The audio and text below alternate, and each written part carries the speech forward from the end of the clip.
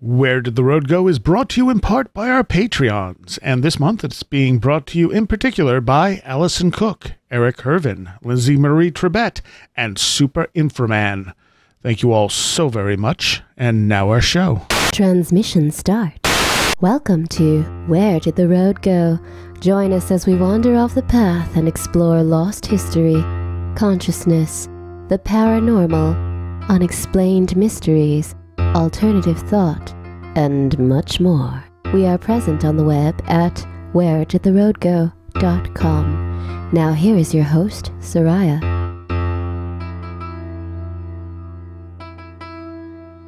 Welcome to this edition of Where Did the Road Go? And tonight I am being joined by Mr. Timothy Renner.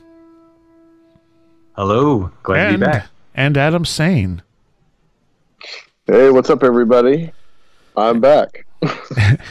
And we're going to do listener stories. We may end up getting to a couple that I have not fully read through yet.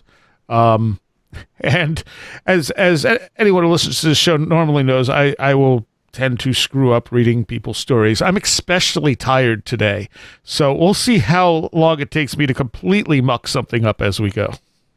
Yeah, we should note that I just made Seriah and Adam record a Patreon episode of Strange Familiars for over an hour, so this is on the heels of that as well. Yes, he tied us to the beds and made us do that. Maybe you. I don't know what's going on with you two, but I'm fine up here. So, all right, let's jump into a fairy encounter, perhaps. This comes from Jordan, and they said, I refer to this as my fairy encounter, but realistically, I don't know what it was. Me and a friend of mine had just gotten out of a movie, and we were walking back to my car. I spotted something in the parking lot and dragged my friend to come check it out. Whatever it was laying face down on the asphalt. It had insect-like wings, probably measuring a foot from tip to tip. Had markings on its wings that reminded me of a butterfly, but it was so bright the whole thing looked like a toy and not like a living creature, like it was painted. It completely reminded me of the Dragon Rider toys I used to have growing up. It was perfectly still, so again, mistaking it for a child's toy, I go to pick it up. When I'm about to make contact, the creature begins to move. I tried to get up and began flapping its wings. It was lurching up a few inches like it was trying to fly away, but it kept crashing back down. At this point, I was trying to find a stick or something I could use to turn the thing over and see what it really was, but my friend began to totally freak out. He demanded we leave and physically dragged me away. I regret to this day not flipping it over. The wings were obscuring most of the body, so I didn't get a good look at the head or the limbs. It definitely was not an injured bird or butterfly or atlas moth. Interestingly, when I tell the story with my friend around, he's had a variety of different reactions to it over the years. First, I would tell it, and he would deny that he was scared and freaking out. Later, he would completely deny that the story ever happened and said I was making it up. Then lately, he acknowledges that the story is real, but claims he can't remember the details about what happened. And he says his 2 cents of what he thinks it is. He said he believes that a phenomenon like this comes from an intelligence that exists outside of reality. These things either feed on emotional responses or simply enjoy messing with people. I think this intelligence lacks a physical body of its own, but can manipulate matter to a certain extent. I think they construct artificial creatures and manipulate them like puppets to create maximum emotional impact that they can on a subject. I think they do this with alien encrypted encounters. I think that's why folks report weird movements with aliens and the like gliding across the floor, or why they seem impervious to harm. Also why manifestations smell bad, because sometimes they are constructed from rotting matter. I bring this up because while fairies carry no special significance for me and my friend, my friend collects those sexy fairy statues and is super into it. I believe we saw what we saw not because it was a living creature, but because my friend was into them and super afraid of the paranormal, even though he claims not to believe in it. Sexy fairy statues? Yeah, I'm not sure what sexy fairy statues are. I'm assuming they're just sexy fairy statues? Now I'm kind of curious to Google it. I don't know if you should. I don't know if you should do that. Do not Google that. How bad could it be? You might go blind. Oh, these are actually kind of cool. They're also, some of them are very expensive. Yeah, it's perfectly safe to Google sexy fairy statues. Okay, just making sure. Yeah, they're not like sexy. They're just like women fairies in poses with clothes on. Ah, how disappointing. How do we get Josh's internet history? How do we get Josh's internet history? But some of them will go for a few $100s. Yeah. That's an expensive hobby. So, as far as the story goes, it reminds me of like, I think it was Sam Sheridan. I'm saying his last name wrong. Sheeran, that's it. Yeah. When he talks about the dragonfly story, where they saw the giant dragonfly. And I mean, it's weird. It's obviously out of place. And I don't necessarily think he might be wrong that it's a manifestation from an intelligent outside. I don't know that we can easily pick out the cause of why this intelligence would do things like this. And maybe that's all it can do, like something scratching to get in, but these are the only openings it can find.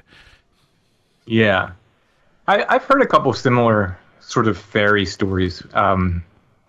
Another one, I believe, where someone said they saw it on the ground like that. I believe this was a hunting story. Someone told me. I'm not going to tell it because I don't remember all the details, but it was similar to that, I believe. It was like a hunter saw something like that on the ground. And then I believe it was Into the Fray podcast had a story on, I think a guy was driving in a car and saw one fly in front of his car or something like that. To my memory, and I could be wrong, but to my memory, the description of the creatures was similar in both of those stories. Okay, and like I said, I think the reasoning behind what's going on is valid. Yeah. What was he saying about a moth? Was he saying something about a moth? No. Okay. He said he didn't think it was He didn't think it was a moth. Yeah, he didn't. He said it wasn't an Atlas moth or anything like that, because Atlas moths can get very, very big. Yeah. So in other words, he's like thinking that he's like seeing come like a Tinkerbell kind of fairy, like a small, little fairy. Yeah. Well, he said it's that insect-like wings, probably measuring foot to tip to tip. He didn't say how long it was, but a foot tip to tip is pretty big. So kind of like the popular the popular culture version of what a fairy is. Yeah. Not necessarily the folkloric or mythological version. And that would be what those sexy fairy statues kind of represent too. So okay. Well, see, then that's probably something else that that he's obviously familiar with his friend that collects sexy fairy statues. Right, exactly. Whatever this was manifested itself as basically a living sexy fairy statue. If you don't title this episode "Sexy Fairy Statues," I'm telling you, you're missing an opportunity here. Yeah, I think you're going to get a lot of hits on that one. And him saying that he thinks that what did he say? I think that's why they smell bad, because sometimes they're constructed from rotting matter. That's entirely possible, but I think of it more like they smell bad because as soon as they exist, they start rotting. Like they can't hold that form for any length of time, so immediately their form starts to deteriorate and rot. Right. To manifest in the world, in the physical reality, they have to pull some kind of matter together that begins to rot as soon as it hits the air. That's reminded of the Skinwalker Ranch wolf story. Yeah, that's true. Yeah, and at some point we need to talk about Skinwalker Ranch and some of the stuff that's come out since in the last year or so, where they're talking about how it may have been a op to test this stuff on people. Mm-hmm. So it puts all of that Skinwalker Ranch data kind of in a big question mark if that's the case. To test what kind of stuff on people? To do like psychological tests and tests of whatever's going on in that area, letting it interact with people. Okay. I don't know. Shirley is more familiar with it, I believe, because some of the people have gone out there and done interviews that worked on the ranch, and they said they were pretty much just test subjects. Guinea pigs? Guinea pigs, but I'm not sure if it's for the phenomena itself or they were doing some kind of MK Ultra type of a thing with them. So they think that they were probably giving them some kind of drugs? Possibly. I don't know. I haven't looked at it yet. That's why I want to do a show later. You got me intrigued on this one. If you look at our Slack conversation, Cheryl Lee has posted a couple of interviews and I haven't listened to them yet, but I've gotten the gist of what's going on from her. So I just don't remember all the details. But at some point we should address that because, the Skinwalker Ranch is one of those places we often refer to as, oh, this happened, at Skinwalker Ranch. But now, if it turns out that any of that's in question, it's almost like you have to throw it all out because we don't know what's legit and what's not. Yeah, that's true. So that story that we just read with the fairy encounter comes from this year. This next one comes from the beginning of 2017.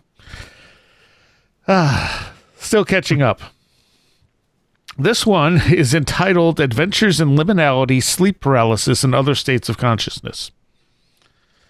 And let's see. This comes from Duffy. And let me just get to where this started. Actually, this starts with I was listening to the show you posted the other day of your appearance on Conspiranormal. There you go, Adam. Hey. Back in 2017, I don't know which show that was. That was 2 years ago, almost 3 years ago now. And I was struck by what you said about your experiences of sleep paralysis, lucid dreaming, multiple level dreaming, and how close it resembles some of my own experiences. Since early childhood, I've experienced various strange phenomena and what I consider altered or liminal states of consciousness. I don't want to ramble on here too long, so I'll focus on one or two major episodes. Although I've never experienced anything I could directly relate to the UFO phenomena, there are several things from my early childhood that have the quality of screen memories, things that have a very strange, almost dreamlike feel. There are things that don't fit or make sense with the base reality of my life. My sister has similar things as well. I also had my first episodes of both lucid dreaming and sleep paralysis at the time, things that have continued throughout my life. I could get into a few key experiences from my childhood and teenage years, but maybe I'll save those from another time and focus on more recent ones for right now. The first is an indirect sleep paralysis episode which occurred in my mid-20s. At the time, I was living in a large apartment in Vancouver, Canada with two roommates. A mutual friend, Warren, was visiting and crashing on the couch for a few days. As I mentioned, I had had several sleep paralysis episodes in my life, so I was very familiar with the sensations involved. More than anything else, the main element of my experiences is the feeling of a presence, a separate other intelligence lurking on the periphery of my consciousness, usually with a very malevolent feeling. Often I would, and still do, wake up from a dead sleep to be hyper-alert and aware of my surroundings, sometimes with just a feeling of unease or sometimes with that awareness of a menacing presence. Anyway, one night while Warren was staying with us, I found myself suddenly awake around 3 or 4 a.m. with a strong feeling that something was very wrong. Something bad was there. It was the familiar sleep paralysis feeling, except I was fully conscious and able to move. I lay still for a minute and looked around my room. Nothing was there, but the oppressive feeling was strong, almost thick. It was at that moment that I heard Warren cry out from the living room. My blood absolutely froze in that moment. It was a loud, almost whimpering cry of sheer terror, not the type of thing you ever wanted to expect to hear in the middle of the night, coming from your 26-year-old buddy sleeping in the other room. I could still hear it in my mind, a sound of such pure primal fear. I should have gotten up to see if he was okay, but I was absolutely petrified with fear myself. Eventually, I fell back to sleep, and when I woke up and went to work, I had completely and somewhat oddly forgotten anything had happened. When I got home later in the day, I sat down to have a few beers with Warren. At some point, he got quiet and he said to me, "Hey man, I think your house is haunted." And I felt my blood freeze again. He went on to describe waking up on the couch, unable to move, and seeing an old woman slowly move toward him across the room. He said she looked like a regular old lady with white curly hair in a nightgown, but he could see part of the patio door through her. He said she was staring at him with what he could only describe as hate, and like she wanted to destroy his soul. That's a whole bunch of dope, man. No way. The whole experience lasted for a minute or two before she faded out and he was able to move again. He had never had a sleep paralysis episode before that, and I had never even heard of the phenomena. In any case, it was an extremely weird episode because I knew that he was experiencing it while it was happening. It led me to believe that there may be more to sleep paralysis than the physiological thing. Incidentally, we never experienced anything else weird in the place, nothing remotely paranormal. And when we talked about a few years ago, when we talked about the movie The Nightmare, it seems like sleep paralysis can spread. There was one guy who never had sleep paralysis until he started dating this girl who had sleep paralysis, and then he started having it afterwards. Yeah, it's like some kind of weird kind of psychic connection going on. Yeah, so, I mean, maybe... I mean, sleep paralysis, if nothing else, is an altered state. So you can simply be seeing dream imagery, or you could be tuning into something else. Yeah. I've had several guests on Strange Familiars talk about their partners experiencing or seeing something after they've been in sleep paralysis. The sleep paralysis being contagious thing is very, very interesting to me. I don't think I've heard that before. Yeah, it's and it's worth. I mean, for anyone who hasn't seen it, it's worth watching The Nightmare. It's a documentary on sleep paralysis. Done. Go ahead. In that case that you just talked about, it almost seems like whatever is being this entity that's manifesting is either just using the sleep paralysis state or is somehow inducing it to appear. Yeah, entirely possible. If he's never had sleep paralysis before, and then all of a sudden he's got it, then if there's something in that house, it might be just using that to appear. I go back to the whole idea about the mechanism. And people will say that, sleep paralysis is just that. It's just sleep paralysis. Well, I mean, that's pretty obvious. But since sleep paralysis is inducing an altered state of consciousness, then whatever is around in that environment is able to use that to manifest, to communicate. Mm-hmm. Mm-hmm. I at this point, I've asked the question so many times. Sometimes I forget to ask it because I've gotten the answer affirmative so many times that it's almost kind of not worth asking anymore. But I tend to ask people when they come on the show. I have a lot of witnesses on Strange Familiars and so forth. I tend to ask them as a matter of course whether they're talking about a sleep paralysis experience or not, or a sleep experience or anything else. Even if they just, if they're talking about Bigfoot, I try to ask them, have you in your life ever experienced sleep paralysis? The vast majority of people who have some sort of paranormal encounter also have sleep paralysis, whether at the same time or, at another time. And I think that's probably an openness to altered states of consciousness. Yeah. Yeah, it really could be. So the other experience here, they said the other thing I want to mention now ties into what you were talking about regarding your experience with waking up in dreams within dreams. I've had several similar experiences, often tied to my lucid dreaming episodes, and also often with the awareness of an outside presence or intelligence, although not usually as malevolent. My most recent experience like this happened about 6 months ago. I woke up one morning, in quotes, woke up, got out of bed and walked into my living room. Nothing seemed odd or dreamlike in any way. My exact house, normal morning. Suddenly I collapsed to the floor, unable to move. Next thing I know, same thing. I wake up in my bed again. This time I sit up and look around. Nothing seems weird at all. I see my cat sitting on the rug in the middle of the room. I get up and follow her into the living room. Again, at the same spot, I begin to feel my legs start to freeze up, and as I fall to the ground, I realize I'm dreaming and have the distinct impression that there's someone or something messing with me. Again, I wake up in my bed, see my cat, get up and follow her, but this time I'm aware I'm dreaming and tell myself that I need to wake up. This is where it gets really weird. As I'm telling myself to wake up, I reach the same spot where I've collapsed twice, and I feel the sensation of waking up, which was like slowly forcing myself face first through a thick membrane. When I had forced myself through and was awake, I found myself standing back in my bedroom. This was obviously, to me, still a dream. Now my room was very large, and I could see my cat running towards the bathroom across my now gigantic rug. I followed her again, this time into the bathroom. As I reached the threshold, I felt myself being forced again through another strange rubbery membrane. When I popped through this time, I found myself in a completely different place, a large warehouse-like room where I could hear a loud, muffled, metallic voice repeating the phrase, "How old's your girl?" insistently, which I interpreted to be referring to my cat. Very weird, to say the least. In my now completely lucid state, I demanded loudly that whoever, whatever was messing with me stop and leave me alone. At that instant, I found myself awake in my bed, still dark out, middle of the night. The whole episode had a very tricksterish vibe to it, like I was deliberately being messed with for someone or something's enjoyment. It's hard to describe in a way that makes sense, but that was the feeling I got.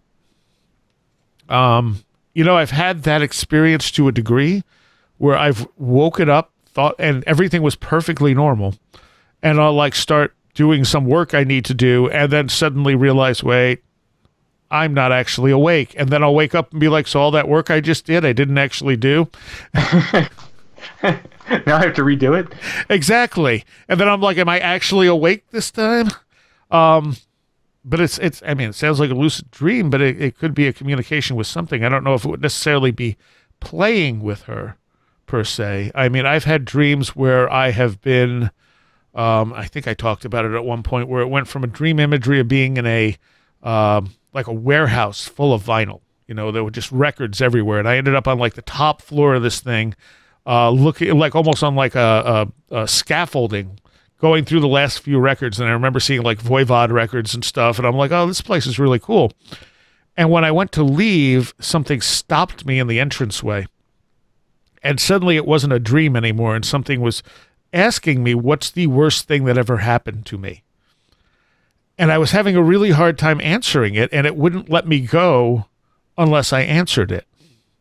Wow. And it was not did not feel like a dream. It took me out of that dream into that space and was trying to make me, think this over. And my problem with these things is I've had a lot of really bad things happen to me, but in almost every case, something good has come out of it on the other side. So it's a matter of saying, well, that was bad, but what did I gain from it? And once you look at the gain, was it really bad, or was it only bad at the time? Do you lucid dream, Seriah? Sometimes, yeah. I try not to, actually, because I feel like I want to see what the dreams are trying to show me rather than controlling it. Mm-hmm. Yeah. But yeah, I definitely have felt that sense of an outside intelligence. I've been given tons of information and shown how to do things in dreams from that same sort of outside intelligence, but there's never any clear idea what that intelligence is. I've had dreams, but the only thing I can really say about this in my own experience is I've had dreams that seem so real, so vivid, as I will just wake up and not realize that I'm back in my own real reality. Mm-hmm. And I think that the dream that I had was almost like actual reality. And then I realized, hey, that was just a dream. That didn't actually. I had to assure myself that didn't actually happen. Right. It's a very weird feeling. I don't know. I don't know if I do or not. I don't know. I don't think I've ever actually tried to control any of the dreams before. Mm-hmm. Now, I didn't think I was. Yeah. And I went on Nox Mente, and, they're the sort of dream experts, I guess, or, they talk to people about dreams all the time, and they suggested that I might actually be having lucid dreams and not realizing it, which to me is that's not the point. Lucidity would mean I would realize it, right? You would think, yeah. Yeah. Yeah, so I always say, I'm very credulous. I'm ready to believe, and it's interesting you mentioned them, because I had the same experience with them where I told them about a certain experience that I had, and they told me that I thought nothing of for a long time, but they basically told me I had an out of body experience, and I never even thought of it as that. Mm-hmm. Mm. And actually, Jerry from that show was in the hospital just recently. Yeah, I believe he still might be. Yeah, I think he's still in there, but I think he's doing much better. I know Nish was posting about it. I was trying to see if I could find her Twitter but I don't remember her Twitter name. But hopefully he is on the mend. Yeah, feel better, buddy. So yeah, absolutely. Yeah, I'm not finding it on here. There's too much on Twitter. I just saw. I mean, Jerry was just up here for Strange Realities, and a couple of months ago. So, yeah, I always feel like I'm too credulous. Like, so if I'm in a dream, right? And I'll use an example from one of my real dreams. And there's a Sasquatch sleeping in the bedroom next door to me. At no point do I think this is weird. Right. I'm all in. I'm like, why is there a Sasquatch sleeping in this bed? It's just, completely. I guess I'm ready to believe. I don't know. So I think I have a problem being lucid because it's like, oh yeah, this is what's happening. Whatever weirdness is going on in my dream. So Jerry is still in the hospital, but he is hoping to be out by next week so that they could resume doing Nox Mente. So that's good. Feel better, Jerry. Yeah, excellent. Absolutely. So that's also a cool show. So if you haven't checked out Nox Mente, you should. Definitely a different approach. Yeah, we've all been on it, and it's a different approach to things that I like. Yeah. I mean, dreams are very powerful. I mean, I think Western culture underestimates dreams, and they try to limit, sort of marginalize them by saying, well, it's just your unconscious, throwing out stuff from the day. And sometimes it is. Sometimes it totally is. If you work in a store, you do it 5 days a week, and you dream about working, yeah, that's your subconscious kicking out stuff that, you're doing every day. That's not unusual, but there's plenty of dreams that don't fit that mold, that don't seem like just what I usually call subconscious dumps. Mm-hmm. I've had so many prophetic dreams at this point that it's really, I think we were talking about it on the last show. Like I'm really, not the last show, but the last roundtable, really starting to wonder if we have free will. Like, because so many of these prophetic dreams sometimes go back years and are very detailed and very on point. And it's like, so if this happened, I mean, what's the chances this just randomly happening versus this was always going to happen and I had no choice? By prophetic dreams, do you mean you're having dreams about certain situations and then those situations come true? Situations, people, in great detail. I've had those. I've had those a lot. Yeah. Or you just time looping in your dream. Right, exactly. Well, that's the thing. But when you look at time looping, what's happening there? Is that something that we can avoid? Like there's plenty of dreams I've had that didn't come true, but usually I know when they're something that's coming, and I'll make a note like this feels like information, and I'll and I've gotten pretty good at pulling the parts out that I should watch for. And when every single one of those spots hits and they're not like things that could just be coincidence, it's like, okay, so I was told about this 3 years ago. What does that mean for the concept of free will?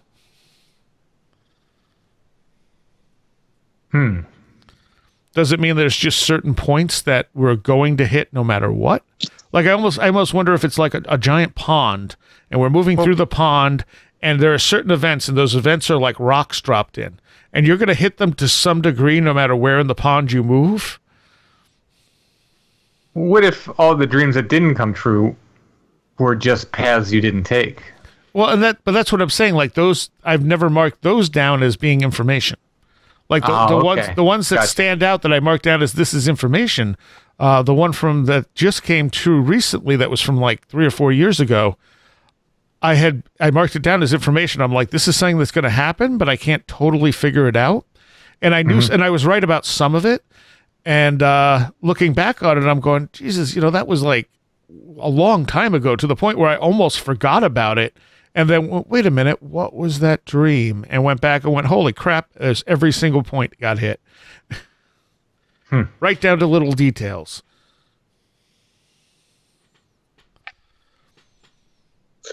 Yeah, that's kind of my experience too with some of that. It's like you're sitting with, it's like some of it is just like you're sitting with a certain group of people, and then all of a sudden you have this real, when you're actually in that moment, you have this sense of deja vu, and you realize, and then I realize I've dreamed of this exact moment. I've dreamed of this. Mm-hmm. And some it's happened more than once to me. And a lot of times what I'm dreaming is a mix of dream imagery and information. And like I said, I've gotten pretty good at pulling the actual information out and separating it from the dream imagery. But there have been times where that's happened too. I mean, many, many years ago, I often dream about people who I'm going to meet who are important. And this one girl that I met and eventually started seeing was at a concert that I was at. And one of the things was that I had in the dream was a conversation where I had gone out onto the porch of this it was called Max's in Ithaca. And while I'm standing out there, I started talking to the host of the radio show that I now host, The Last Exit. He had done it back then, and it was Rockin' the Night Away. Actually, he might have moved on from it because it didn't go directly from him to me. But anyway, I'm talking to him out there. And they had announced Entombed was coming, and it seemed like Entombed in Ithaca was a pretty crazy idea. And it was like, we were like, oh, that's really great. And he looked at me and went, I can't believe Carcass is going to play here. And that was the exact same thing that happened in the dream. He said that exact thing, and I stopped and looked at him in the dream and said, no, it was Entombed.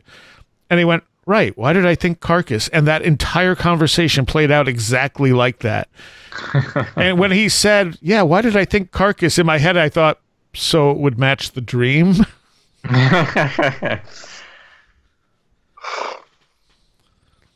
Well, I mean, if we look at certain concepts of time, the idea of a non-linear time, if time is just happening all at once and then our brains perceive it as linearly, right? Sometimes there could be that information just bleeds through, possibly. I wouldn't even begin to know how that would even work, but I mean, that could be one at least attempt at an explanation of that. Yeah, totally. Which I don't know necessarily if free will is a part of that or not, but it seems very. It also seems very mundane. That's why I asked you about what you mean by prophetic dreams, because people will have. Really non-mundane prophetic dreams where they see a volcanic eruption or some kind of natural disaster or man-made disaster. But with those type of dreams, and I've had them too, it just seems like this is just a mundane situation that does nothing profound. Well, there's nothing profound about the dream, but the person I needed to meet in there was very important, and so in that sense, it is profound. Yeah. For me, it's a little more mundane, in my experience, my own personal experience. And I get those too. I had one recently, which I talked about. I don't know if it was on the Patreon or on the show, where I went to buy Tab, and everything in that laid out like that happened the next night when I went to get some Tab, and I was like, huh, that was totally. I remember you telling me that. I remember that. It totally meaningless. Were you on the way here, maybe? No. I was. Okay. I had went to see a wrestling pay-per-view with a friend of mine, and I left his house and went over to get Tab. And okay. It must have happened recent enough to you told me. Maybe you told me when you were here. I think so. Yeah. So, could you get Tab as a sponsor? That would be awesome. I'm pretty sure I have given more. Sort of like that, not advertising, but awareness that Tab exists. Than probably anyone else ever. Well, I mean, I remember Tab from back in the 80s. Yeah. It's popping up more and more, so I want to take credit for that, even if it's not me. Well, that's like me and the Buffalo Plaid, which is totally in now. I feel like Strange Familiars really kind of played a part in that, and then just the general culture has picked up on this Buffalo Plaid trend. All right, let's get to another story here. And I believe this person has been on your show before, Tim. This is Jim Pyre. Mm-hmm. Oh, yeah. And so he says, I had asked him about something, and let's see how old this is. Oh, this is 2019. It comes from May. He said, when I was a boy, maybe in second grade, I contracted chickenpox. This was in the 1970s. We were just down for some trees back then, so it was not We were just down from the tree. Oh, I see what he's saying. We were just down from the trees back then, so there was not a vaccine. He's saying it's so long ago that there was. I get it. All right. I had such a bad case, the illness spread to my mouth and down my larynx. I was separated from my siblings and stayed with my grandparents. They were kind, but ignorant about many things. One night, they attempted to break my fever by sweating it out of me. This is actually one of my earliest memories. I remember hearing yelling. My parents must have just arrived, and I remember feeling dizzy and afraid. Maybe the fighting scared me, I'm not sure. Then I remember someone sitting on the side of my bed. I felt the mattress compress. I knew there was someone there, but when I looked, there was no one. The light was off, but the light from the adjacent hallway partly lit the room. The mattress was compressed. I know I saw it. Strangely, I wasn't scared anymore, and I think I fell asleep. The next thing I remember is waking up in a hospital bathtub covered in ice. I felt like I was hit by a bus, and the lights and the noise were brutally intense. I would have sprung out of the metal tub, except for a nurse who was talking to me and rubbing my arm. I don't remember her except her kindness. As it turned out, I was in the hospital for about 3 weeks. I have no memory of this time. When I talk to my parents about it, they tell me I died, but just for a little bit. And he says that describes his life to a T. My health was fairly normal for years until I was maybe in 8th grade. I had an upstairs bedroom with my brother. The stairs to our room went both to the second floor and our basement. As I was walking to the stairs, I noticed steam bellowing out of the basement and then right underneath me. It wasn't smoke, it was steam, and I had no idea what was going on and went to find my mother. Of course, by the time we got to the stairs, there was nothing but a strange look on her face. Later, I saw that strange steam coming from my shoes and then under my bed. This steam would just be a silly memory, except for the pain that came along with it about the same time. I began to have these attacks. It went from my lower body, maybe just above my groin. The pain was so intense that my teeth would hurt. These would last a few moments, but it felt like hours. It happened on and off for months. I even collapsed at school, but it being a Catholic school, they just dragged me back to my desk. I went to doctors and got the standard he must not like school, which of course was true, but I could easily do that without the intense pain. Thankfully, it stopped as mysteriously as it began. Here's what I have to say about that. That sounds like a Kundalini awakening. I had the steam, and the pain, all of that. It sounds, Jim, like you had a morbid Kundalini awakening. You're very lucky it stopped, because it never stopped for me. But steam is one of the most common hallucinations you get from it. So as soon as he said that, I started thinking that when he continued with the pain and starting in the lower part of his body, it sounds like it's coming from his second chakra above his groin. That's exactly what that sounds like. Wow. So you would see this coming out of that area? No, he saw it coming up the stairs.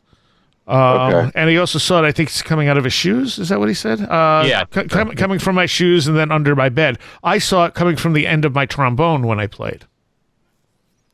Okay. And when I tried to show my mom, knowing it wasn't there, like I was fully aware that there could not be steam coming out of the end of the trombone, but I sat there watching it, and I brought my mother into the room. I was like 12 or something, and I said, it's about the same age too, because he said he was in 8th grade. So yeah, I was probably I was probably a touch younger than that. I think maybe 6th grade, but that's around the time where this stuff sometimes kicks in. 8th grade generally is like 13, yeah. Yeah, so I might have been a slight bit younger, because I think I stopped playing trombone by the time I was in 7th grade. But yeah, so I mean, that's a common one. I'd bring my mom in, it wouldn't do it. She'd leave the room, and I'd start seeing steam, and eventually I just said, okay, I'm just crazy, that's all. And I had the same thing where the doctors couldn't find anything wrong with me, and they just said, well, he must not like school. And I'm like, no, that's not it. So he said there's a few other things he witnessed as a child. We lived in Chicago near Southern Airport. One summer I was in my gangway. I remember being on my tricycle, which means I didn't know how to ride a bike yet. For some reason, I looked up and saw an airplane. Not some little two-seater, but a commercial passenger jetliner. It was huge, but it made no sound. Nothing. I remember it looking like it could touch the roof of my house. I fell off my little bike and ran inside. Again, by the time I got anyone to listen to me and go outside, there was nothing to see. I know now a plane crashed very close to my neighborhood as it attempted to land at Midway Airport a few years before my family moved into our home. Did I see that plane? No idea, but it still bugs me that I heard nothing. It was so close, it should have broken windows. So, I mean, yeah, an apparition of something that happened in the past, certainly a possibility. John Keel also documents cases where people see very normal-looking planes moving in ways that planes shouldn't and making no noise. Yes, on the night of, I believe it was on the night of 9/11, Allison and I were outside looking at the sky, just kind of stargazing. And there were supposed to be no planes at all flying that night. And we saw a very, very strange looking, now it looked like something that could be man-made. It looked plane-like, but it was very strange. It was like a plane, almost like a side-by-side jetliner, if you imagine in two bodies, say. One set of wings, but two bodies, two tails that were connected. Huh. And I looked everywhere for a plane that looked like this and never found one. But we both saw it. It appeared like something very natural and man-made, but just odd shaped. Wow. Okay, that's interesting. I think it was on the night of 9/11. I'd have to get Allison to confirm that. Her memory's much better than mine. Did it make a sound? I don't remember a sound at all, no. Well, if a plane's high enough up, you're not necessarily going to hear it. Yeah. But it doesn't sound like that should have been that high up if you could have seen that it had two fuselages. Yeah, right. Jim says, the other bit of strangeness I never told my family because at this time, even as a kid, I knew no one else would see it and no one would believe me. Just like that reporter guy, Carl Kolchak on NBC, that would be, Night Stalker? Yeah. It was summer, midday, and I was in the house looking through our front window. We lived on a main street, so when it got too hot, I would sit near the air conditioning and car watch. I was zoned counting cars, and I saw this old man. I was a kid, so everyone was old to me, but this guy was old. I would have guessed 80s. He was hunched over, had a little straw hat, and wore his pants up past his belly button. You could park on the street, so I assumed he was walking to his car and was about to drive off. Instead, he walked behind a car. I assume it was his, but I have no idea. There were cars coming and going on the street, but I saw him looking back and forth like he was making sure no one was watching. I'm sure he didn't see me. It was not a large silhouette. I was not a large silhouette back then. I guess he was satisfied he was not being watched, and he grabbed the car's bumper and lifted the rear end of the car. He stood straight up. He pulled up the back of the car. This was in the early 80s. The car wasn't a boat, but we didn't have smart cars back there then either. It was a good-sized automobile. When he had lifted it, he dragged the car backwards several feet to a parking spot. I assumed he liked it better, and then he dropped it. It bounced a few inches. I saw the car bounce. I also saw that there were still cars using the road. No one stopped. No one crashed. They just kept going. The old man bent over again and walked back to the apartment building I guess he came out of. That's weird. Yeah, I don't even have anything for that one. That's fantastic. Maybe he's just like an ex-bodybuilder or something. He still has some muscle on him. I love the idea of there being like real superheroes that we don't know about. This guy was just like some retired superhero. Maybe it was like an episode of Candid Camera, and then no one paid attention, and they went, "Oh well." It was a styrofoam car. It just looked like it was heavy. I have a short story from Mark Brady, who has been on the show before. Sort of a little precognition he had. He says, precognitive but not life-changing dream time. He said, my wife and I knew the septic people were coming at 9 a.m.-ish to pump out the tank. I fell asleep in my lazy boy around 8:30 a.m. My wife is next to me watching TV. My body is still on, I never know how to say this, Reykjavik, Iceland time. Mm-hmm. So I needed Reykjavik. Reykjavik, okay. Yeah. I wake up to see a big red truck coming down our driveway. And he sends a picture of the truck.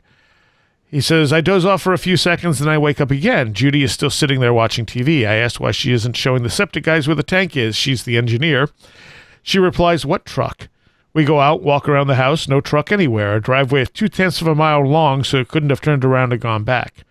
Judy goes back in after the false alarm while I picked at the weeds. 2 minutes later, a red truck comes down the driveway. It was the one from the dream. This was their first time out. I had never seen it before. He said that twice for some reason. Okay. But he saw it in the dream. Judy agreed that I had dreamt the future. She also noticed that Yang the cat had the same dream because he came barreling up the stairs to hide under the bed before the truck was close. So a precognitive dream to remind us the future is out there. Or time loops exist. Right. Or sometimes we're just out of order. And we're going to, and also in the same fashion, someone who had a few Vardoger experiences. And I think we're almost at the end of the year here, and I think the first show we did this year was on the Vardoger experiences. So this one's from 2019. Yay! Yeah, I had you on to talk about that, some of the Vardoger stuff. Earlier in this year. The recent episode regarding Vardoger, not recent anymore since it's a year old, caught my attention as I have two examples of this happening in my life, and until recently I'd never heard of this happening to another person outside of legend. I encountered a mention of the phenomenon when I was researching something in high school. I don't know what that was. That was loud. Anyone else hear that? Yeah, it was me. Sorry. Okay. Researching something in high school, but the term that came up was a fetch, which is a spirit from Irish folklore that's sometimes referred to as the Irish doppelganger. Yeah. The first incident occurred when I was around 13 or 14. I should mention this is around the time poltergeist-type activity began in the house, who we attributed to a ghost affectionately called Bill. Bill, in his own unusual story, has his own unusual story, so I will not discuss him here. I also began regular sleepwalking episodes around that time, and I had no prior history of it. My father and I were watching TV in the living room on the weekend. My mother was due home in about an hour. Both of us clearly heard someone enter the basement from the garage, no sound to the garage door, walk up the basement stairs, open the door to the kitchen, and then step back onto the stairs. After my dad checked that, I also heard that, he got up to check and make sure no one had entered the house and found no sign of disturbance. I'm an only child, so unless the cat learned to open the door, we had no explanation for the noise. The second incident occurred while I was in college. It was again the weekend, somewhere between 10 a.m. and 11 a.m. I had been up for several minutes debating on whether or not I could go back to sleep. After eventually giving up, I went downstairs to find both parents in the living room. They asked me if I used the bathroom right next to my bedroom. After telling them no and not understanding why I was being asked that, my dad explained that a few minutes before I had left the bedroom, they heard the toilet in that bathroom flush and the water in the sink run. They thought it was me until they heard my bedroom door open. The door is very loud because it would stick. However, even though I had been awake for a while, I never heard anyone in that bathroom. They just joked that I must have been sleepwalking again and laughed it off. Both incidents stick out so vividly because they seem so out of place. I don't know if this is important or not, but my dad has experienced deja vu multiple times in his life, but neither my mother or I have. My father and I are also supposedly descendants of the White Lady of Carew Castle in Wales. Since that particular ghost is said to be a residual haunting, it seems to be a weird coincidence with everything else. I feel like I might have read this one on a previous show, but I never... It doesn't sound familiar. Yeah, the problem is sometimes I've read these a few times. I try to mark them after I read them. So if someone out there is going, he's read this already, that's why, and I apologize. But it fits with tonight's theme, seemingly. Again, time not maybe working the way we think it does. Right, yeah, time loops. Or almost like, instead of loops, it's almost like the Vardoger thing is almost like ripples. Like elements of something rippling backwards before we experience it. Right. Okay. So it's kind of like picturing it as dropping a rock into water, and the ripples go backwards and forwards into time. Right, exactly. Yeah. Okay, so this one comes from Nick, and I have actually not pre-read this. This is just from less than a month ago. It's called Encounter with a Ghost in the Redwood Forest. In the spring of 2016, me and 3 friends were driving from San Francisco up to Portland, Oregon, right smack through the middle of the Redwood Forest. Because we wanted to make the most of the drive, we decided to take a route that was a few hours longer, closer to the coast, the scenic route. We were all in our early 20s and on a tour of the entire U.S. We mismanaged our time, and the sun started to set well before we had come close to finishing the journey. Pretty soon it was night, and we were still driving through the middle of this beautiful, massive forest. It was extremely dark and desolate. We were all feeling a bit on edge and spooked by the sheer power of the wilderness and stark darkness that had enveloped our van. We were also weary of the practical danger of driving a winding forest road in the dark. This road was dark, desolate, completely isolated. We drove past the ghost at around 50 miles an hour. We flashed by it in an instant. Kristen in the front seat screamed. We all reacted with alarm. It was 100% undeniably real. It was completely white, with long, stringy white hair, dressed in baggy white clothing with its arms stretched out in front of it toward the road. It seemed to be fairly still, but we passed it so quickly it was hard to tell. We were so far into the woods it seemed incredibly unlikely that anyone would be out there seemingly doing nothing on the side of the road. It was dangerously close to the road, just barely on the other side of the white line. We would have hit it had we veered off just a foot. My friends are not believers in the paranormal, and neither am I, even though I am quite interested in it and listen to various podcasts about it. It's the only paranormal experience I've ever had, and the fact that my 3 skeptical friends shared it with me makes me question it even more. I do not believe it was a ghost, but I also don't see any way it could have been a human either. It was 100% a humanoid figure of some sort. Maybe a mannequin is the closest explanation I can think of. Of course, my first question is, why didn't you turn around and go back? Yeah. Most people wouldn't, but I would. You would. Yeah, you would definitely. You would definitely. But why would a mannequin be out there in the middle of nowhere? That's true too, yeah. So he was that they saw a transparent human-like figure kind of crossing the road, or standing on the side of the road. The side of the road. They went through it fast enough that you're not going to have details like that. Yeah. That's I've heard stories like that too. Luke, my old co-host, he was in Oklahoma, I think, coming back from some job that he was doing out there, and he was driving with these other 2 guys, and he's sitting there messing with his phone, right? And they try to get his attention. They're like, they pass something, and they're like, look, what, but he didn't see it. But they said that they saw a guy on the side of the road, just walking on the side of the road, and as they passed it, I guess they saw in the rear view mirror the guy had no face. That's what they told him, and said they were pretty, he was pretty sure they weren't lying to him because they were pretty shook up about it. And then it was just really strange. Just some random road. And yeah, I've gotten a number of faceless apparition stories. Yeah. Or faceless people stories. Lon Strickler tells one in Hex Hollow, one of my frequent haunts, that he saw someone walking there, a man with no face, basically. Mark Anthony Wyatt, he tells a story about his father riding his bicycle, coming home from work one night, and he passes someone else on a bicycle, and they have no face. Yes, I remember that. Yeah, that's what that reminded me of. And now, in this case, they don't say that they didn't have a face, but there was no. They didn't get a good look. Yeah, that you don't know. But the fact that he thought that it's kind of like mannequin-like almost lends possibility that could have been what it was. That's a very disturbing thing. Mm-hmm. Especially in deep, dark woods like that. Yeah, definitely.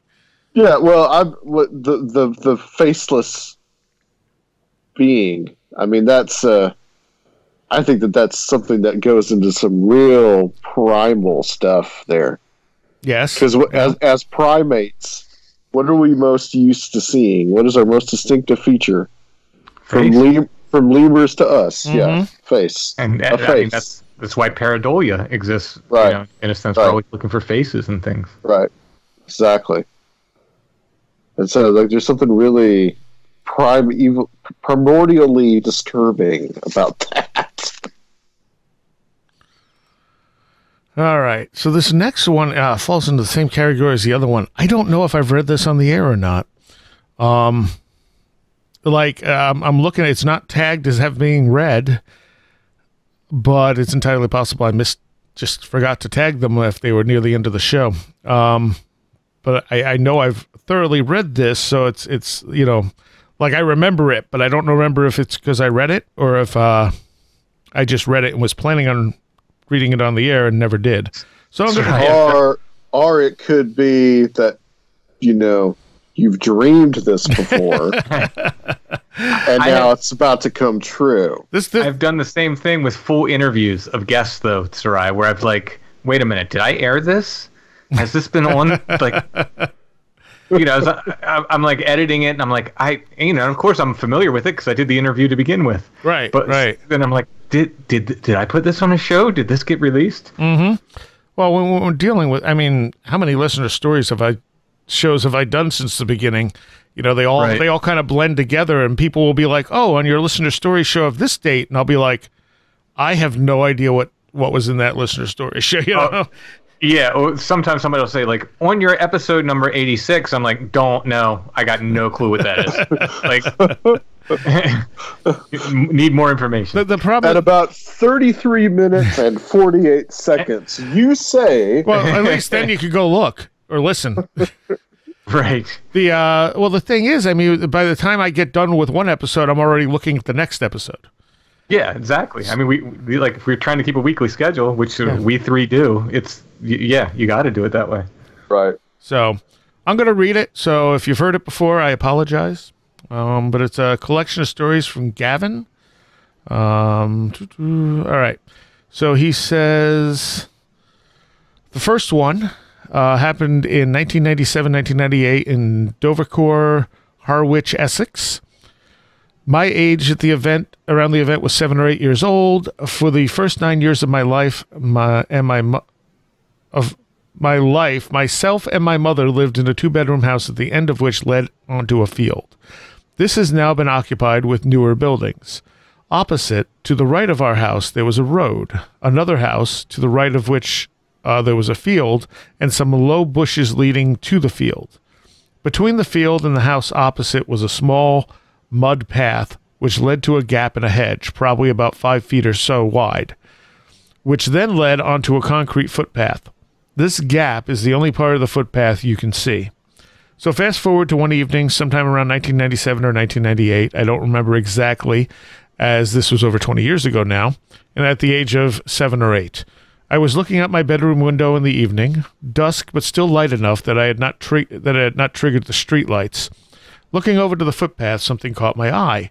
Standing there in the gap between the hedge was what appeared to be a woman, quite thin, probably about 5 to 6 feet tall, and wearing what appeared to be a long, ragged dress, or maybe wrapped in a cloak. This was not what caught my eye. She was translucent and just standing there, not moving, staring at our house. Naturally, my young self was quite freaked out and shouted for my mother, who was downstairs. Still staring at whatever this is, I guess we will call it entity, while it seemingly still stared right back at me. My mother joined me and asked me what was wrong, what was I looking at. I frantically pointed to the gap in the hedge where this entity was, and I remember she just stood there dumbstruck as I was trying to figure out what it was. I remember asking my mother, why is she staring at us? My mother said something along the lines of, I don't know, but I'm sure it's nothing. Probably just trying to calm me down. She ushered me away from the window, looking concerned. My young self probably got preoccupied with playing with some toys or whatnot, I don't remember, but I will always remember that experience. I've tried to look up ghost stories in the local area a few years back, only to come up with a couple, but nothing relating to what I saw or in that same specific location. Whilst in the same house, and this will be a rather short addition, but as a child in the house, I can always remember that that hanged picture frames would always fall off the wall in the same part of the house opposite the front door. The two standard 4x3 postcard-sized picture frames, I don't recall what the photos were, would regularly fall off and land on the floor, but would always end up face up every time. This would be a regular occurrence to a point where my mother gave up and didn't bother putting them back on the wall. I wish I could remember more, like specifics such as did they always fall at a certain time? Was it both at the same time, always the same one? Alas, this happened at a young age, and sadly I cannot recall this information. So that's kind of a creepy ghost sighting. That's extremely creepy. And luckily he was a kid and it didn't really affect him that much. That's a whole lot of nope. Yeah. You know, as a kid, it's like, what is this? It's nothing. Go back to playing. Okay. Well, there's another element to that too, is that's a shared experience, because it seems like the mother saw it too. Yeah. Any thoughts, Tim? So you think, Adam, the mother did see it? It sounds like it. Yeah, it kind of sounds like it, because it seemed that he felt that she was trying to comfort him. Oh, okay. And not to let her shown that he could kind of maybe see a little bit through that she was fearful. Mm-hmm. So it seems that like she, to me, it sounds like she saw it. Yeah, and she didn't say, "I don't know what you're seeing." You know, he asked, "Why is she staring at us?" And she said something along the lines of, "I don't know, but I'm sure it's nothing." Yeah, I'm sure it's nothing. It's just this, translucent lady and staring at us from across the way. Let's not think about that anymore. Yeah, it'll be all right. All right. The second of 4 here that he has sent is labeled "Bathroom Visitor," year 2004. Location was Gravelly, Herefordshire. I'm sure I'm mispronouncing that. I think you're close. Well, I'm sounding it out. It's Herefordshire. So I'm sure there's a smooth way of saying that. That sounds very nice that I don't apparently know how to do. This is the house that I spent most of my life, 2000 to 2018, as growing up in my teenage years. I wouldn't call this house haunted, but there was one single event in the house which still to this day I cannot explain with rational thought. It was 2014, and I believe I was 14 years old at the time. My parents and 4-year-old brother had gone out to the shop, and I was in the bath, enjoying a nice soak and being a typical 14-year-old and not actually washing. So no one else was in the house at the time, so I'm sitting there, and I hear a hard, firm knock on the bathroom door. Now, I know this was a knock rather than, say, draft banging on the door. The sound is just different. Try pushing a door as a whole instead of forcibly knocking on it, and you can kind of hear the difference. Anyway, I'm sitting in the bath, and I think, okay, it's my mom. I've spent too much time in the bath, and she's about to moan at me. So I exclaim, okay, to signify that I'll be out soon. The second I finish, the second knock occurs. So me, getting annoyed that she didn't hear me, I open the door shyly because I was naked in the bath, only to see nothing. Now, a million thoughts are rushing through my mind and I'm trying to stay calm. I close the door and sit back down the bath, trying to understand what just happened, trying to think of a rational way to rationalize the situation. About 5 seconds later, another knock occurs on the door, this time louder. I scream hello, and I get no reply. Now thoroughly freaked out, I remained in the bathroom until my parents got back another 20 or so minutes later, who of course didn't believe me. No further knocking occurred, and nothing out of the ordinary ever happened in the remainder of my living there. I almost feel like one-off events are weirder than like a whole bunch of them. I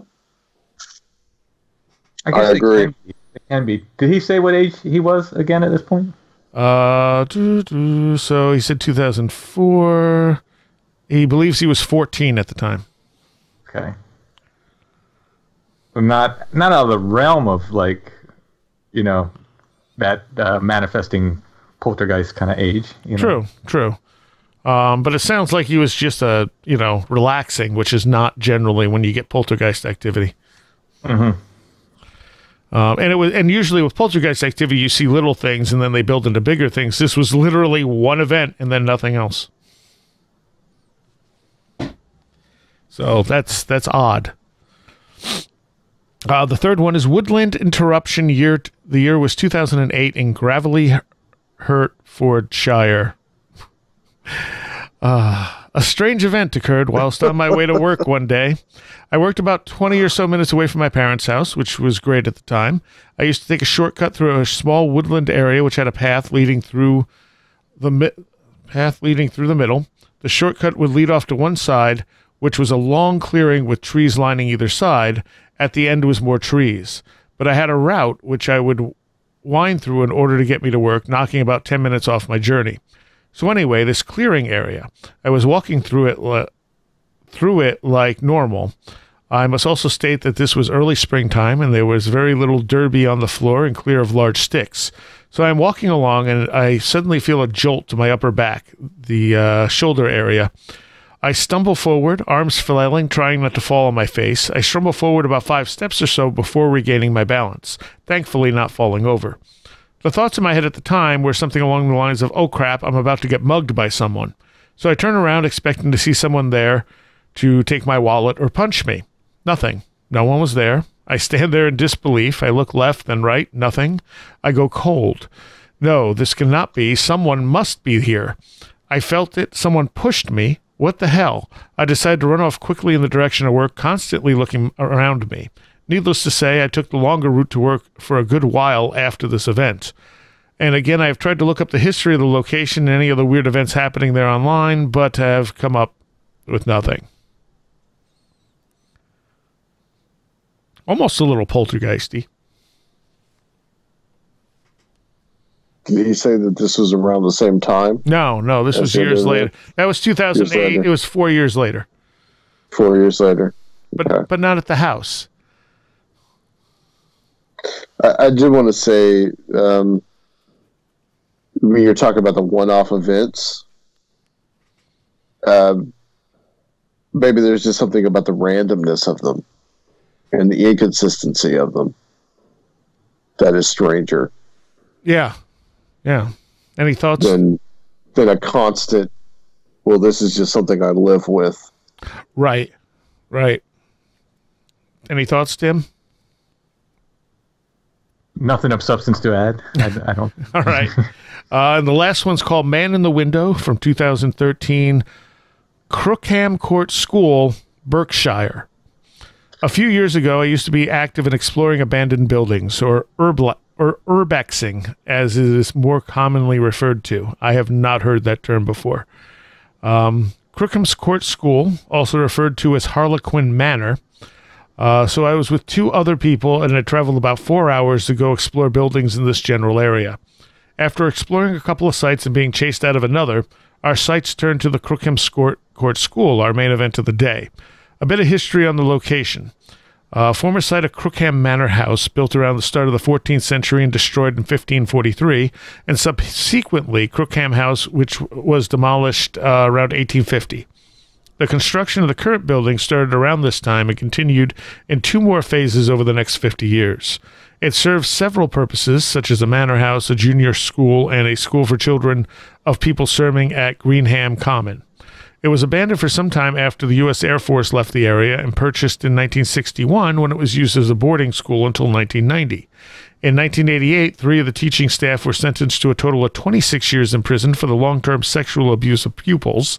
The school closed in 1989, and in 2012, another teacher and then United Nations head of security in Kosovo was jailed for 4 years after a pupil filed complaints with police after informing his counselor of the abuse from his teenage years. So there's definitely some stress in that location. Anyway, the site is a rather large manor house. The majority of the lower windows have been boarded up. This is due to vandalism over the years, teenagers drinking in the location, etc. So after arriving to the site and going through some of the woodland as to avoid the old man who lives nearby and acts as a security guard, but officially isn't, and I think was just fed up with teenagers going into the manor house. With no sign of the old man, we proceeded to walk around the house looking to see if there's any obvious way in. Every window was boarded up. We have a rule in this hobby, which is if there's no way in, we don't make a way in. Basically, don't smash a window or take a door off to gain entry. Anyway, we spend about 30 minutes or so trying to find a way in. No unlocked doors, all boards thoroughly nailed on, no access to the second floor. Defeated, we decided to walk back to the front and take some photos of the building so we could at least state that we had been there. Whilst taking photos, one of the friends I was with sharply stated, "Poop, run," and I pointed up toward the second floor at one of the middle windows. Standing there was a man, dressed all in black. Due to shadows, I couldn't really get a good look at his face and could not give an accurate estimate on height because I had not been in the building and did not know how far down the floor of this room would be from the window. I would estimate about 5'5" to 6 foot tall. So we ran back into the overgrowth, which was about 20 yards behind us, and stopped behind a large bush and continued to stare.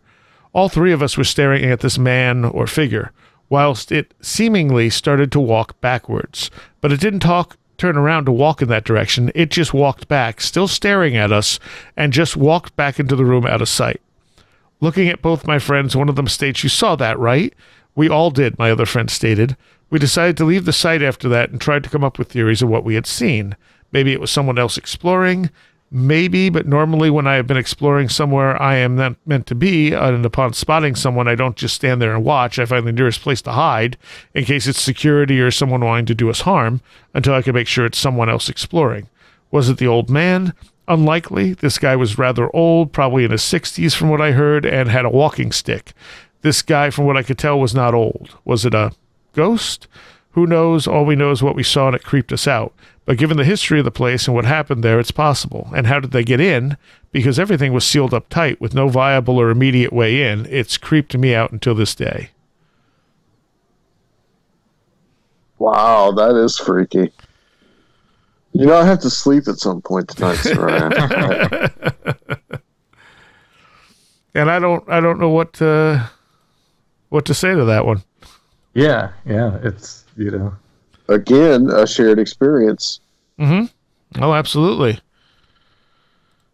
With no easy explanation. It's also, there's not enough there to come up with a easy explanation. You know, there's not enough detail. Right. All right. Could be, I mean, you know, it could be you're dealing with something that's residual. Yeah. Or a shadow person, or maybe it really was a person in there. Maybe it just looked like they walked backwards. Maybe they weren't actually looking at them in the first place. Yeah. I mean, it's hard to say because the sometimes these experiences, like with the mannequin, the ghost in the woods there, if they had gone back, they might have gotten more information. I can totally understand why they didn't, but my first response would have been like, all right, turn around. Right. What did we just see? Yeah. Chad and I were in Michaud one night. There's an area we frequent there where we've had some pretty wacky stuff happen called Harry Springs. It's spelled H-A-I-R-Y as well. So we're trying to figure out why it's called that. But in any case, we were leaving one night, and off to the side in the woods, I saw what appeared to be a figure in black, or something that was black, crouching down by a tree. I'm not going to say what it was. You know, absolutely could have been a person. It appeared to be at least man-sized, if not larger. I tried to sort of compare, but we did go back. As soon as I was like, Chad, you got to go back it up. And by the time we got back and got the lights on in the area, it was whatever it was gone. Right. Now there are bear in Michaud, but I don't think it was a bear. I think it was either a person or something in the shape of a person. But we did actually go back. And like if they had hit this shape with a spotlight, maybe it would have disappeared. Maybe it would have been a person. Who knows? Mm-hmm. Or maybe, well, like in my experience, maybe when they went back, it would have been gone. Well, I mean, when they were watching this thing just back up into the building. But in the redwoods, maybe they would have gone back and it would have been gone. That would be my guess. Actually, is that would be the most likely scenario. Mm-hmm. Mm-hmm. All right, we're going to end with this one. This is a fairly recent one. I got it this month. Okay, so we are getting caught up here. This is great. Well, no, I still have other ones we haven't gotten to. But I'm picking this one because it's not super long and it fits in with some of the stuff we've been talking about because it deals with sleep paralysis. I can use his name. So this one comes from Franklin Looney, and he says it's a Gaelic name. He says it's probably not as dramatic as some of the other stories you get, but because it could reasonably be dismissed as a dream. I myself have shrugged it off as a dream for years, but lately found myself more open to the paranormal and revisiting this experience because there are features of it that make me doubt how much of this was actually a dream, and suddenly I'm not so sure. Yeah, that should feel familiar, huh? Tim? I'm sorry, what was that? He said he's revisiting the experience because now he's doubting how much of it was actually a dream. Yeah. So in spring of 2007, I was living in Canada with my first wife. We were staying in her folks' basement at the time. The only light in there at night was a clock radio with a green display. One night I wake up, or think I wake up, and the usual faint green glow from the clock radio has been replaced by a faint red glow that I can't trace the source of. I start looking around and try to sit up, but something seems to be holding me down. I'm able to move my head and wiggle my fingers and toes, which would seem to argue against sleep paralysis.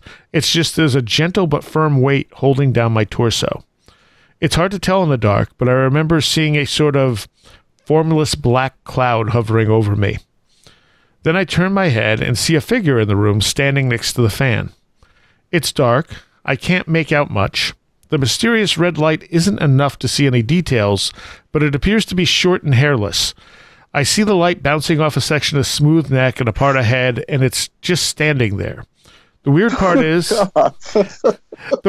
is I wasn't afraid. No concern at all that there appears to be someone in the room and I can't get up because I'm just certain that this is a dream. Never mind that I can still move, so it's not sleep paralysis, or that I've never had a lucid dream before or since. If anything, I feel weirdly at peace, amused even. Then the figure moves and everything goes black. After that, there's a confused jumble of images. I remember seeing faces in the dark, classic alien gray types, big black eyes, big head, no nose, tiny mouth, you know the drill. Just popping up in the dark, sometimes singly, sometimes 2 or 3 at a time, then fading back into the darkness. I also remember a sound. It was a mechanical industrial sound.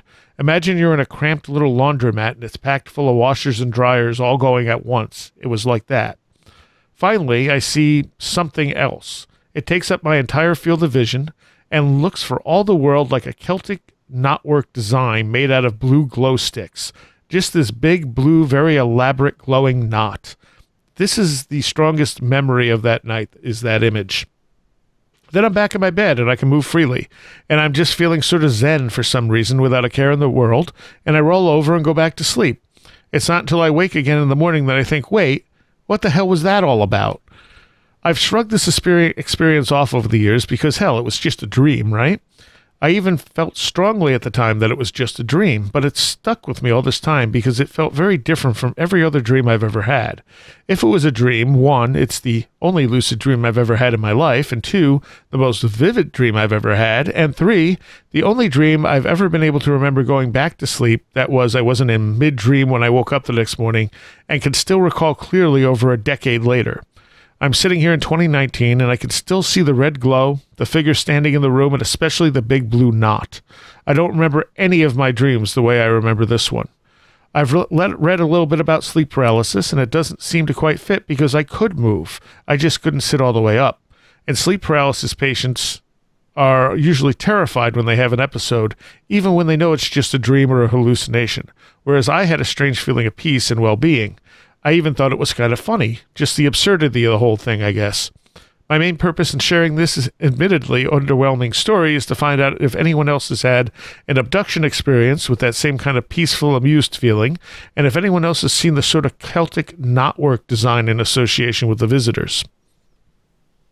So he has a Gaelic name, I would assume has probably seen that knot at some point, that knotwork design might be something fairly common to him. It would be a cultural motif. Right. Genetic memory? Yeah, it could be any number of things. I mean, but the fact that it stuck out like this to him probably means it was more than a dream. But like we were saying earlier, our culture tends to just sort of marginalize dreams, like they're not important, like that's all they are. They're just subconscious dumps. This certainly does not sound like a subconscious dump. This sounds like something being like, again, it could be like an initiation experience almost. Right. Yes. So, and definitely could be creepy, except for the fact that he was amused. There was someone else that I read a story from who was amused, I think, that had something really weird happen. Like, didn't something, I don't know who was on the show with me, but like something came in and talked to him, and it was like almost amusing in the conversation and then left. Well, I mean, we just did for the Strange Familiars Patreon. My most recent sort of gray experience was I said was like I was almost laughing. They were very like almost amusing. Yeah, that's a good point. So yeah, It didn't he roll? Didn't he kind of feel like he saw this figure and he just kind of felt like that was the dream? What do you mean? Well, this whole, thing that we talk about a lot where people will just kind of roll back over and go to sleep. Mm-hmm. He kind of felt that same way. Yeah. And that's a weird thing. You shouldn't be able to just roll back over and go to sleep, but I've done it. Yeah. I've done it. I've done it. It's common. I've talked to, I don't know how many people now on Strange Familiars who it's an ongoing theme. Well, the latest episode you just put out, Tim, the lady that left you a voicemail about seeing this figure coming into her room that looked like it was holding a K2 meter. Really? Yeah. And she had the same kind of thing where both her and her dog both just kind of rolled back over and went to sleep. Huh. Yeah, she became aware of it. She said she felt her dog lift his head off the pillow. He was sleeping next to her in the bed and look at something. And she's like, what's he looking at? So she looks and then sees this guy come into, like, basically fade into view, holding what looked like to be some kind of ghost meter or something. I think she said he walked around her bed, right? And then she and the dog both just turn over and go back to sleep. And I mean, that to me feels like some kind of slip, like either that's happening in another reality close to ours and it just kind of slipped through, or it's happening in another time. I would think in this case in the future, where maybe she's left that house and people think it's haunted for whatever reason and they're investigating it. And it's just bled through to her. They're filming a paranormal reality program. Right. Well, that's what she even said. I wonder if I was like his ghost, basically. Right. Yeah. Maybe she's somehow, maybe the slip is going forwards where they're seeing this woman in this bed, or, weird things happen when people lie in this bed and it's just her sleeping, fully alive in this time or this reality.